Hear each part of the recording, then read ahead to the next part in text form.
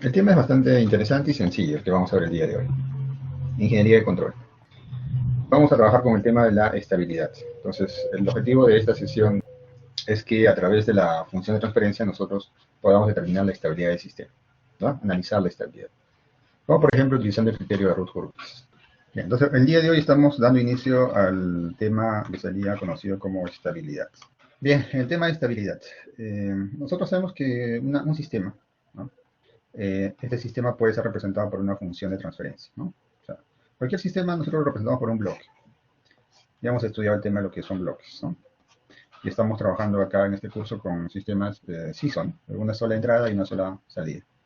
Entonces, por ejemplo, acá tenemos una entrada T y una salida T, ¿no? Como estamos trabajando también aquí en Laplace, podemos tener entrada XDS y salida YDS. Nosotros hemos estudiado diferentes formas para poder encontrar esta relación de la salida con respecto a la entrada. A eso le hemos llamado función de transferencia. Bien, la función de transferencia. Ahora, esta función de transferencia proviene de una ecuación diferencial ordinaria, lineal, invariante en el tiempo, ¿no? Esta función de transferencia. Bien. Entonces, por ejemplo, puede tener esta forma, ¿no?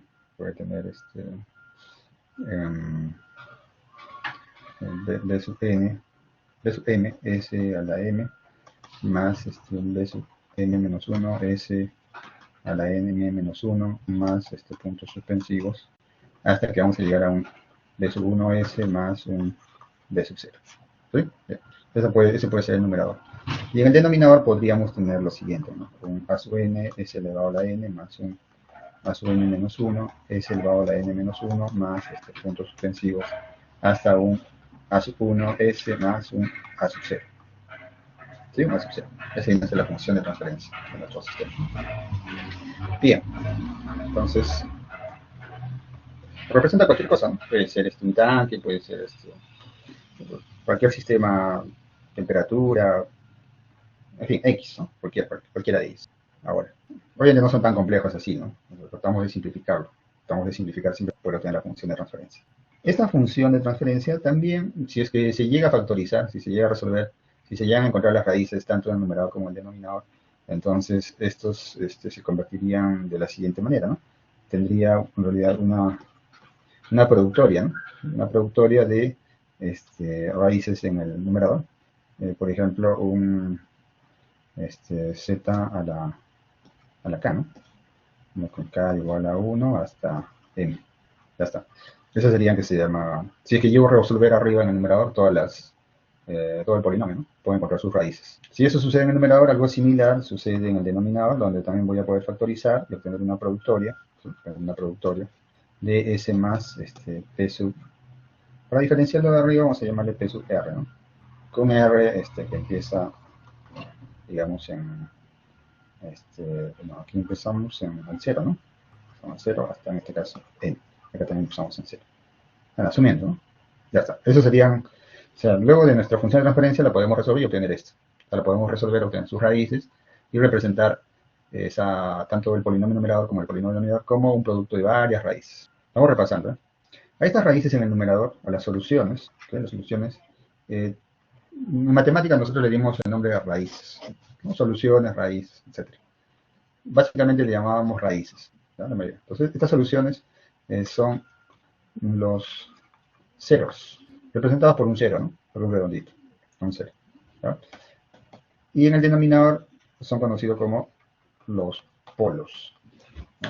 En el numerador, las raíces, las soluciones son conocidos como ceros, y en el denominador son conocidos como los polos. A ver, hagamos un ejemplo, ¿no? Ejemplo. Allá los polos y ceros de la función de transferencia. Además, graficar en el plano complejo. Listo. A ver. ¿Cuál es la función de transferencia? ¿Cuál es la función de transferencia? La función de transferencia es la siguiente. Veamos. Vamos a llamar G1 y va a tener esta forma, ¿no? S cubo más 4S cuadrado, más, a ver, sería más 8S, ¿no? Es un numerador. Y en el denominador voy a tener lo siguiente, ¿no? S cuadrado por S más S cuadrado por S más 3S más 1. Ya está. Me inventé una función de transferencia de ese tipo. Entonces, ¿qué me están pidiendo acá? Me están pidiendo encontrar los polos y los ceros. O sea, me están pidiendo resolver el polinomio numerador para encontrar los ceros y resolver el polinomio denominador para encontrar los polos y además graficar en el plano complejo. Eso es lo que me están solicitando. Entonces comenzamos. Eh, Tomamos el polinomio numerador, ¿no? El polinomio numerador es en este caso s cubo más 4s cuadrado más 8s. Para resolverlo lo igualamos a 0 y acá obtenemos s por s cuadrado más 4s más 8 igual a 0. ¿Ya? Entonces acá puedo factorizar esto. ¿Cómo resuelvo ese polinomio? Vamos a usar acá la fórmula general. ¿Cómo era la fórmula general? Menos b más menos b al cuadrado menos 4 veces ac sobre 2a. Entonces acá tenemos, ojo, acá tenemos entonces el numerador, solamente voy a aplicarle la fórmula general a este polinomio, s cuadrado más 4s más 8. Entonces la solución será menos b, menos 4, más menos 4 al cuadrado, menos 4 por a, que vale 1, por c, que vale 8. Todo entre 2 veces a, que vale 1. Ya está. Entonces resolviendo esto me da lo siguiente, ¿no? Acá tengo entonces menos 4, más menos, y acá dentro tengo 4 cuadrado 16, acá tengo 4 por 8, 32, entonces tengo 16 menos 32, me da menos 16, entre 2. Y bueno, esto es igual, aquí, menos 4 entre 2, sale menos 2, más menos, y acá tengo 16, ese 16 sale como 4 y se divide entre 2, ¿no? Quedaría 4 entre 2, quedaría 2. Y dentro quedaría raíz de menos 1. Y acá me da entonces menos 2 más menos 2. ¿Cuánta raíz de menos 1? J. O I, ¿no? Entonces por eso no se podía aplicar aspa, ¿no? No podía aplicar aspa porque estoy observando acá que me daba números complejos. Muy bien, entonces ya está resuelto el numerador. A ver, este numerador entonces, este numerador SQ más 4S más 8S se puede representar, ¿ya? De la siguiente manera, atento. Entonces esto va a ser igual. Colocamos acá, va a ser S por S más 2 más 2J por S más 2, S más 2 menos 2J. Ya está factorizado. Solo me falta el denominador. ¿Ya? Bien. El denominador ya tenemos un S cuadrado acá, ¿no? Tenemos un S cuadrado. Bien, entonces tengo que resolver esta parte de acá. Entonces, al igual que en la parte izquierda, tengo que resolver el polinomio S cuadrado más 3S más 1. S cuadrado más 3S más 1. Bueno, en este caso voy a aplicar directo, ¿no? La fórmula general. Entonces tendría menos 3 más menos raíz 3 al cuadrado menos 4 veces a por c, que vale 1. Todo sobre 2. Bien. ¿Esto cuánto me da? Aquí me da menos 3 medios menos 1.5 más menos. Y aquí dentro tengo lo siguiente, ¿no? 3 al cuadrado es 9. 4 por 1 por 1 es 4. Será 9 menos 4, tendríamos 5. ¿No? 5. Entonces básicamente esto es, a ver si están de acuerdo, que sería 5 por menos 1. ¿No? 5 por menos 1. Y entonces esto se convierte en lo siguiente, ¿no? Sería entre 2, ¿no? Raíz de 5 entre 2, porque nos falta acá entre 2. Acá sería menos 1.5 más menos raíz de 5. Raíz de 5. 5 raíz. 2.23. Raíz de 5. Raíz de 5 entre 2, ¿no? Entre 2. 1.11.8. 1.12. Raíz de menos 1. O sea, J. Ahí lo tenemos. Entonces acabamos de resolver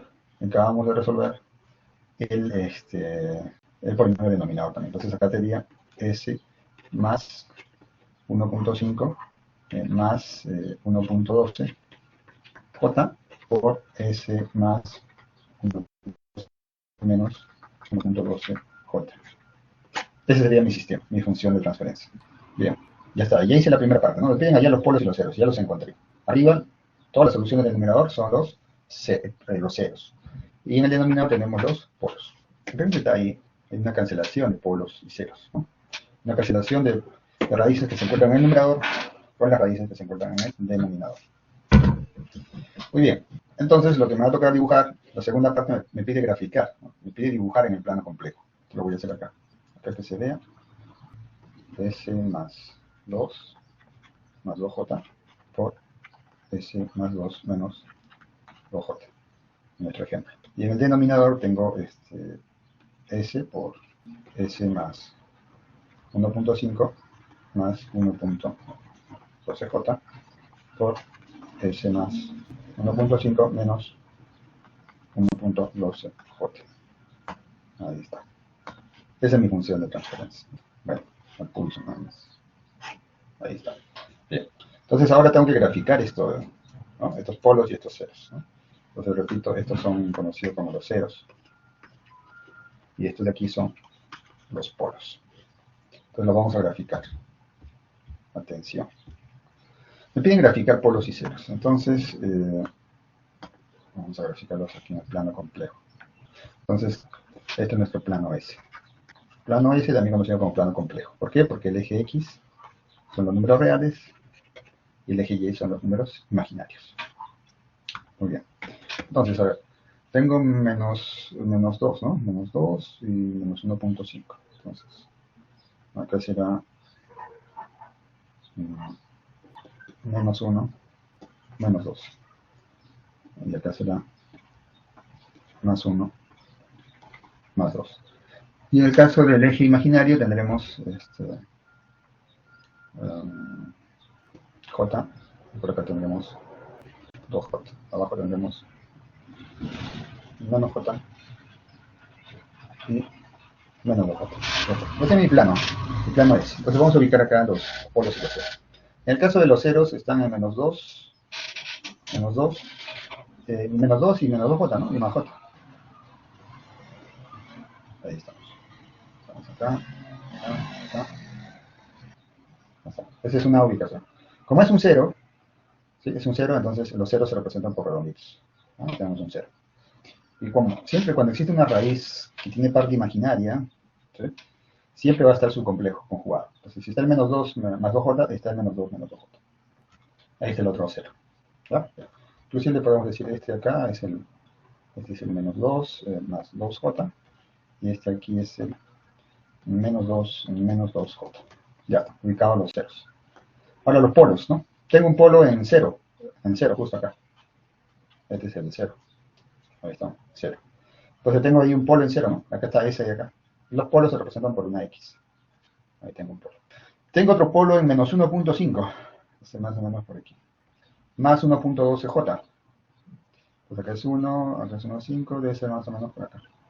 Dibujando más o menos así. Y en este lado por acá. Ese de ahí es un polo. Disculpen, ahí está un poco chueco, ¿no? Y tiene ahí tenemos otro polo. Y el otro, siempre que tenga la parte imaginaria, está su conjugado aquí abajo. Entonces más o menos por acá. Ahí. Bien, ahí tenemos uno. Esos son los polos y los ceros, ¿no? Vamos a decir que este es el polo 0, pues, ¿no? El 0, está ubicado en 0. Este acá sería el menos 1.5 más 1.12J y este acá obviamente es el menos 1.5, ¿ok? Menos el 1.12J. ¿Va? Ahí está. Muy bien. Entonces hemos trabajado con esta función de transferencia y hemos dibujado los polos y los ceros. Bueno, profe, ¿y esto qué tiene que ver con estabilidad? ¿No? El tema de hoy estamos hablando del tema de estabilidad. Y en el video que hemos presentado, solamente hemos como una pequeña introducción a un criterio de estabilidad que es el criterio de Routh-Hurwitz, ¿no? Esto tiene que ver con los polos, principalmente. Este es el plano S. Tenemos nuestro plano S. Este plano comprende pues los 4 cuadrantes, ¿no? Entonces, este primer cuadrante, aquí, sea la raíz que sea, ¿no? En este primer cuadrante, acá serían raíces positivas, ¿no? Parte real positiva. La parte real positiva y la parte imaginaria también positiva. En el segundo cuadrante, la parte real sería negativa y la parte imaginaria positiva. en el tercer cuadrante. La parte real es negativa y la parte imaginaria también negativa. Y en el cuarto y último cuadrante, la parte real es positiva y la parte imaginaria negativa. Eso tenemos en los 4 cuadrantes. Muy bien. La pregunta acá es, ¿cuál de todos estos cuadrantes es estable? Se llama estable, se llaman cuadrantes estables. Y va a resultar de que el segundo y el tercer cuadrante van a resultar estables. Es por eso que todo el plano S se divide en dos partes.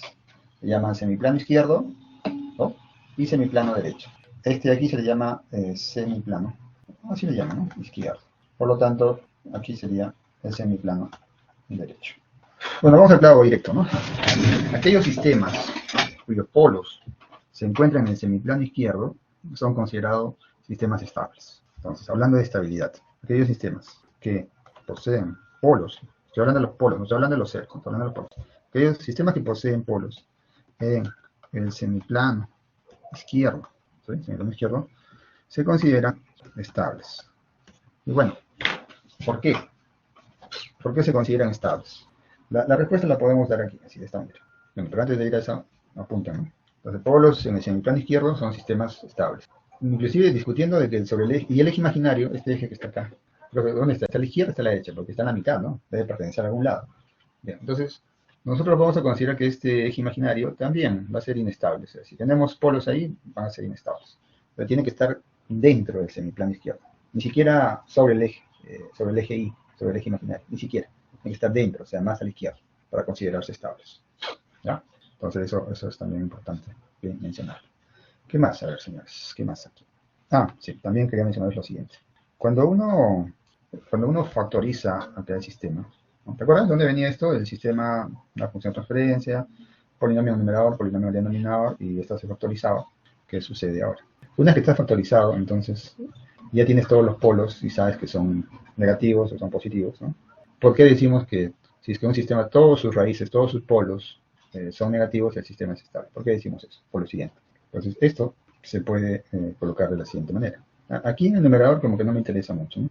El denominador me interesa más. Acá voy a tener un S más un P sub 0, algo acá en el numerador, más un B por S más un P sub 1, más puntos suspensivos. Hasta llegar aproximadamente a un A, B, C, ¿cómo lo ponemos? Mejor le ponemos a sub 0 acá, unas constantes, ¿no? Hasta que va a llegar a un, digamos, a sub n-1 sobre un S más P sub n-1 más un A sub n entre un S más P sub n. Esa es la respuesta que vamos a tener. Lo vamos a poder factorizar así, de esa manera. ¿Va? ¿Cómo vamos a encontrar los coeficientes A sub 1 hasta A sub n? Bueno, eso es un tema de matemática, ¿no? ¿Okay? Hay un tema que se llama decomposición en fracciones parciales. Les voy a poder descomponer y encontrar esos valores, esas constantes, A sub 0 hasta A sub n. Bien. Pero no me interesa mucho eso. Lo que me interesa más son los polos, ¿no? Bien. Entonces, una vez que yo encuentro los polos, ¿qué es lo que va a suceder? Esto acá se va a poder resolver de la siguiente manera. Aplicando la transformada inversa de Laplace, este A sub 0 se va a convertir acá menos P sub 0 de t, más un A sub 1 exponencial a menos P sub 1 de t, más puntos suspensivos, hasta un A sub n menos 1 exponencial a menos P sub n menos 1 por el tiempo, más un A sub n exponencial a menos P sub n de t, ¿no? Ahí está. Esto está un poco no tan preciso. Menos P sub n de t. Mira lo que ha pasado. Quiere decir que eso significa que cualquier función de transferencia, ¿sí? Cualquiera realmente, cualquier función de transferencia, que puedo resolver, encontrar las raíces, que son conocidas como los polos. Una vez que encuentro las raíces, aplico lo que se conoce como la decomposición de fracciones parciales. O sea, quiere decir que esto que está acá a la derecha va a ser equivalente a esto que está acá. O a esto que está acá arriba, o sea, todas las funciones de transferencia. Lo que estamos haciendo es simplemente transformar las funciones de transferencia, ¿no? Este formato, o este formato de aquí, u este otro formato. Vamos a ese formato. ¿Ah? 1, 2, 3, 4. Ahora, seguimos por acá. Si todos los polos son negativos, todos los polos son negativos, todos los polos, si todos los polos son negativos, acá ¿cómo se escriben cuando es negativo? Al revés, ¿no? ¿no? El P sub 0 negativo, entonces S más P sub 0. S más P sub 1 y así sucesivamente, ¿no? Justo así como está acá. Y cuando hemos aplicado la transformada inversa de Laplace, obtenemos esto, ¿no? Exponencial a menos P sub 0, exponencial a menos P sub 1 por el tiempo, exponencial a P sub n menos 1 por el tiempo, exponencial a menos P sub n por el tiempo. Todo. ¿Y qué son estas cosas? Estos son sistemas exponenciales decrecientes. Decrece, decrece, decrece, decrece. Alguna exponencial decrecerá más que otra, ¿no? Más rápido, mejor, ¿no?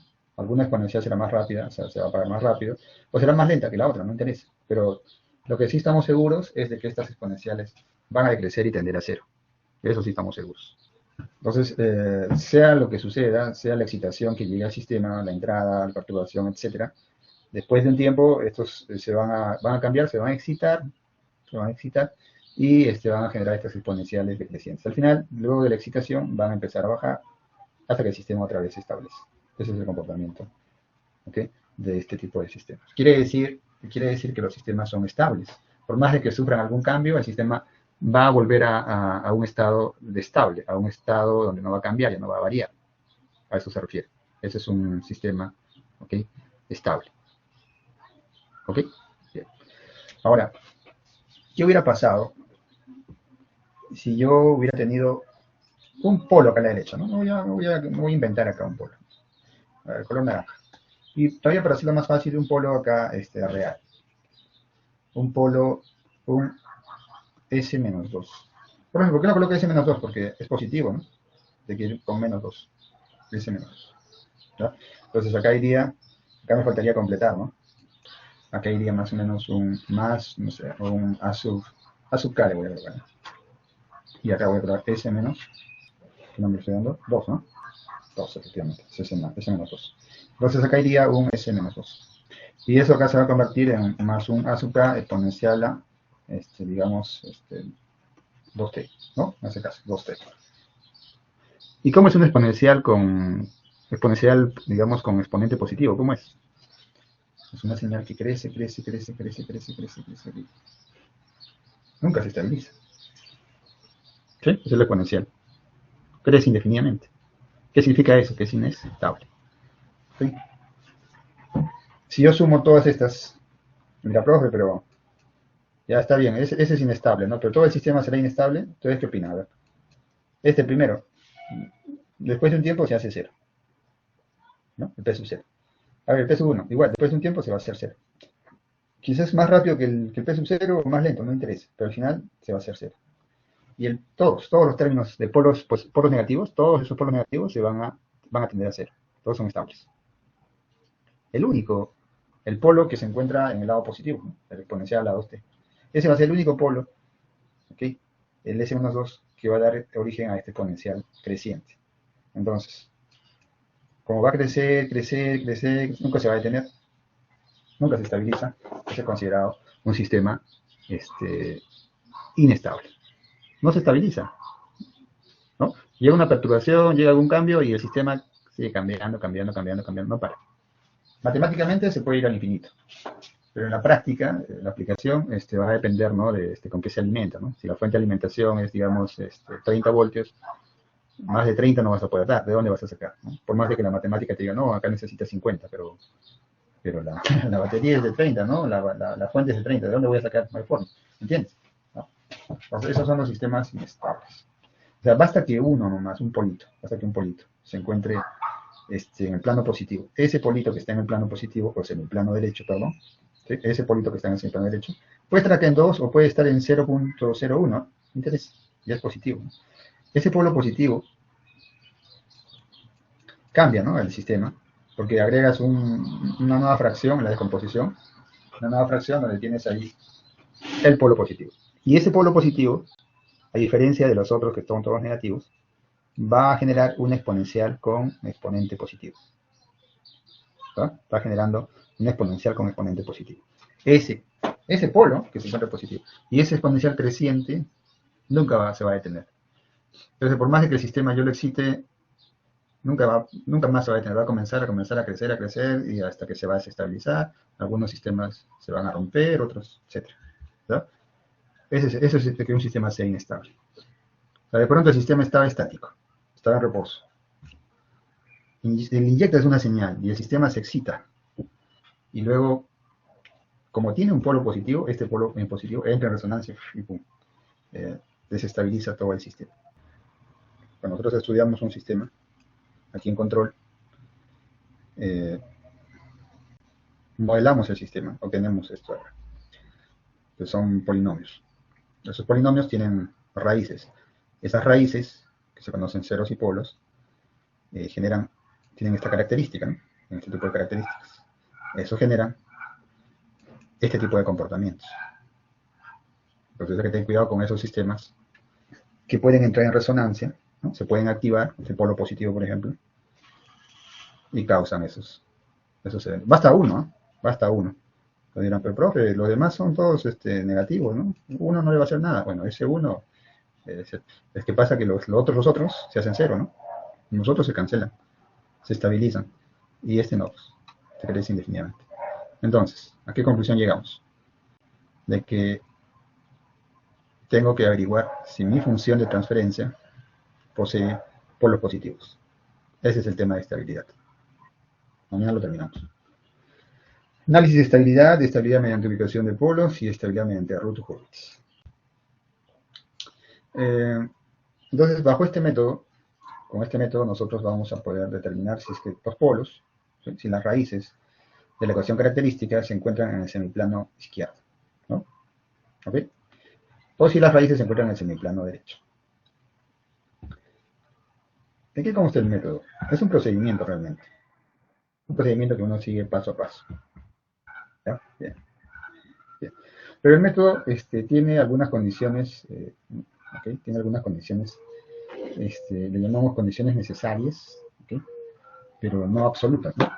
Son necesarias, pero no son determinantes. ¿No? Bien. Acá tenemos un polinomio. Mejor dicho, tenemos una función de transferencia. Tenemos esta función de transferencia. Y nosotros vamos a analizar, ¿qué cosa? Los polos, ¿no? Entonces no me interesa el numerador. ¿Cierto? ¿Para qué? Si la estabilidad está en los polos, está en el polinomio denominador. Entonces, sea cual sea el numerador, no me interesa. Solo voy a trabajar con el denominador. ¿Ya? Necesito resolver ese polinomio. Y ver qué valor me dan los polos, ¿no? Bien. Sin embargo, en esta técnica tampoco me interesa, como les digo, o sea, la técnica no te va a dar el valor de los polos. No te va a decir este polo vale tanto, ¿no? ¿Ok? Acá, por ejemplo, son 4 polos, ¿no? Que tengo que hallar. ¿Por qué? Porque el polinomio está en 4.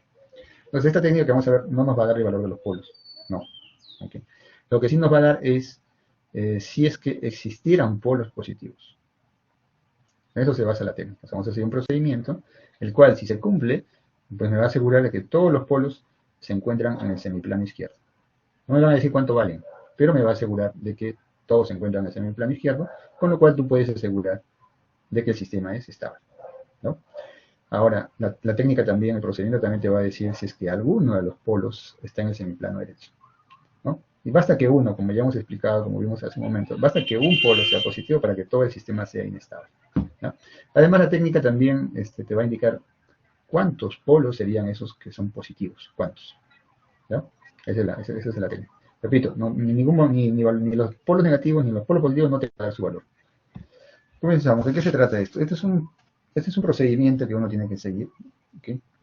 De la siguiente forma. Las condiciones necesarias, pero no determinantes, son las siguientes. La primera condición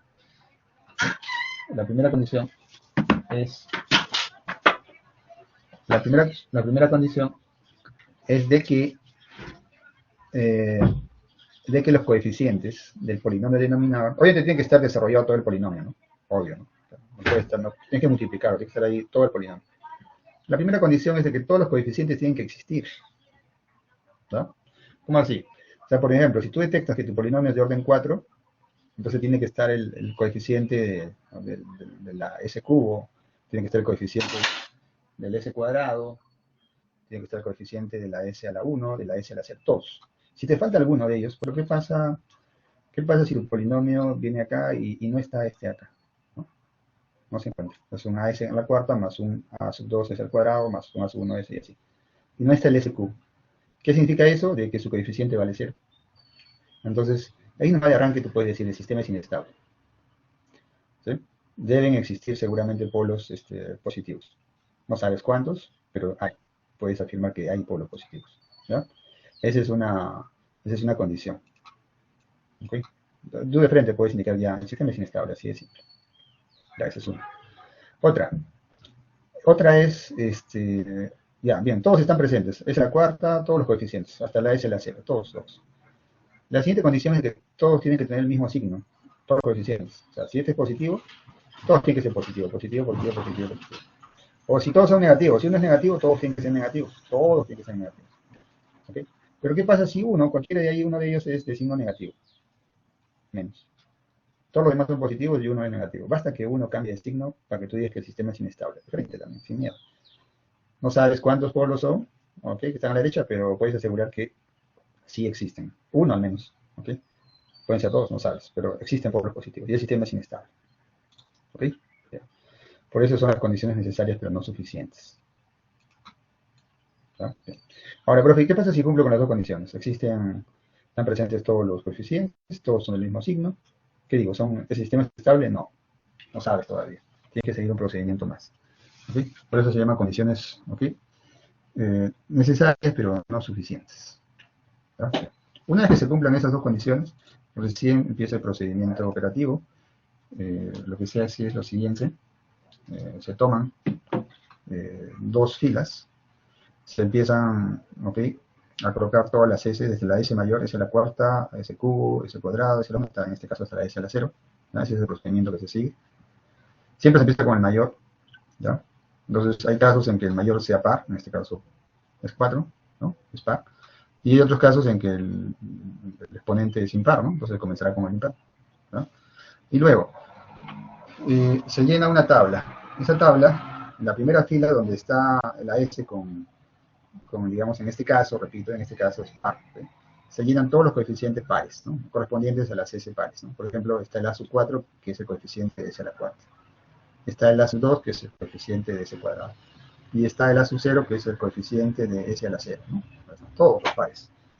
Se colocan entonces todos los pares en la primera fila, y obviamente en la segunda fila irán todos los impares, todos. ¿Sí? Bien. Quiere decir que esta tabla de root se llenan con los coeficientes de las dos primeras filas. Y de ahí tenemos que rellenar todas las otras filas, ¿no? La S cuadrada, S a la 1, la 0, todo tiene que estar lleno, todo. ¿Cómo se llenan las siguientes filas? De la siguiente manera, ¿verdad? Como puedes ver, utilizando estos determinantes. Hay que operar cada uno de ellos. ¿Ok? Esa es la manera en la que se trabaja. ¿Ok? Bien. ¿Qué más?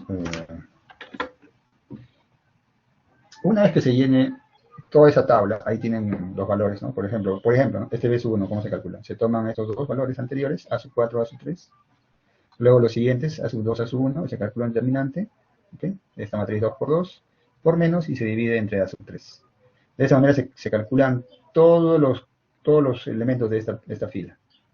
El B sub 2, mira, siempre se usan los primeros, A sub 4, A sub 3, siempre se divide entre A sub 3 y se llena con A sub 0 y 0. El siguiente también, ¿no? Se usa A sub 4, A sub 3 y se divide entre A sub 3. ¿Se das cuenta? Eso se repite en B sub 1, B sub 2 y, bueno, en este caso B sub 3. Todo eso se repite. Siempre se toman los dos primeros elementos de las dos filas anteriores, A sub 4, A sub 3, A sub 4, A sub 3, A sub 4, A sub 3. Y se divide entre el primer elemento, A sub 3, A sub 3, A sub 3, siempre. ¿Ya? En este caso es un ejemplo básico de S a la cuarta, puede ser pues un S a la octava, un S a la doceava, ¿me entiendes? ¿No? Encuentra pues las raíces de un S a la 12. Encuentra las raíces, encuentra los polos. Difícil, ¿no? Difícil calcular sistemas grandes, ¿no? Entonces este método es práctico, ¿no? Este método, repito, no te va a dar el valor de los polos, pero sí te va a decir si el sistema es estable o no. Bueno, sigues con el procedimiento, ¿no? Llenaste toda la tabla. Pero acá inclusive, el último ni siquiera hay necesidad de calcularlo, ¿no? Porque va a ser 0, ¿no? ¿Por qué? Porque como esto va a tomar estos ceros de aquí, entonces ni siquiera necesitas escribir nada de frente, lo colocas en 0. ¿Ya? Después, inclusive este término de aquí, ¿no? De frente este A sub 0 se va a bajar. De frente. ¿Te das cuenta? Va a quedar este A sub 4 por 0, 0, va a quedar A sub 0 por A sub 3, este A sub 3 se va a dividir entre este A sub 3 y va a quedar A sub 0 de frente, porque como es la diagonal inversa, negativo con negativo se van y va a quedar solamente A sub 0. Y es por eso que esos elementos, estas tablas, que pareciera que fueran interminables, no es tan complicado llenarlas porque una vez que se determine el tamaño de la tabla, cuando se va operando fila tras fila, en realidad las filas se van a ir achicando cada vez más, cada vez más, cada vez más, Y así cuando llego a la última fila, realmente solamente voy a calcular el primer elemento nada más. Los demás ya se van a asumir que valen cero, ¿no? Acá se está llenando nada más por formalidad, pero se va a asumir que vale cero. Esa es la forma en la que se trabaja. ¿Ya? Bien. Entonces mañana va a haber tiempo para explayarnos ahí en la operación, el procedimiento. Solamente quiero cerrar el día de hoy indicando lo siguiente. Profe, y ahí cuando hemos llenado la tabla, ¿qué hacemos? ¿No? Bueno, para indicar que el sistema sea estable finalmente, ¿no? Esta primera columna, toda esta primera columna, la primera columna de datos de la tabla, ¿no? Tiene que tener el mismo signo. Entonces, este A4, este A3, este B1, este C1, este B2, todos tienen que tener el mismo signo, ¿no? ¿Y quiénes van a determinar el signo? Básicamente los primeros dos, porque esos dos son los que se rellenan primero, ¿no? Sin cálculo, sin nada, simplemente se rellenan. Entonces, si este manda positivo, todos tienen que ser positivos, todos, todos. Si eso se cumple, tú puedes cerrar y decir, es estable, se acabó el punto, ¿no? Sistema estable. ¿Ok? De frente. Pero basta que uno de ellos dé negativo, por ejemplo, este negativo, menos C1. Acabó. Entonces el sistema es inestable, sistema inestable, ¿no? Y los saltos de signo te va a dar la estabilidad del sistema. ¿Cómo así? Este es positivo. Positivo, positivo, no hay salto de signo. De positivo a positivo, no hay salto de signo. De positivo a negativo, un salto de signo. De negativo a positivo otra vez, otro salto de signo. ¿No? Entonces, tú en tu respuesta dices, respuesta, sistema, perdón, inestable. Sistema inestable. ¿Ok? Y además posee dos polos positivos. Profe, ¿de dónde sacaste? ¿Cómo sabías que eran dos polos? Porque encontré dos saltos de signo acá. Entre un positivo y el negativo, primer salto. Y del negativo al positivo, otro salto de signo. Dos polos. Dos polos son positivos. Esa es la técnica. ¿Qué te parece? ¿Cómo sacaron esta técnica? Wow, su tiempo, pues, ¿no? ¿Okay? Matemático Ruth Hurwitz, ¿no? Como siempre los matemáticos. Muy bien. Entonces le hemos dado una revisión pequeña a la técnica. Casos especiales esta técnica. No se cumple siempre. Mañana veremos también sus casos especiales.